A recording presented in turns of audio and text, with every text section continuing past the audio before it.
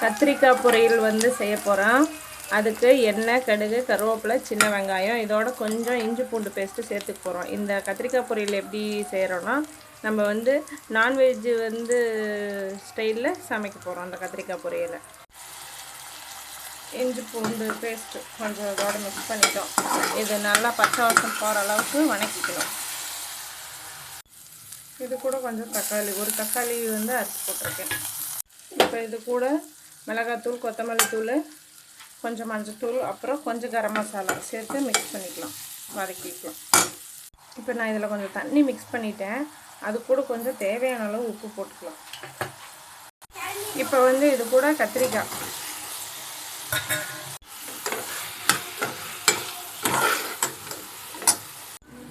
பொரியல் செஞ்சாச்சு.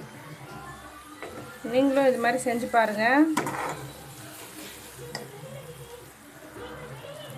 இந்த வீடியோ உங்களுக்கு பிடிச்சிருந்தா லைக் பண்ணுங்கள், கமெண்ட் பண்ணுங்கள், சப்ஸ்கிரைப் பண்ணுங்கள். பாய்.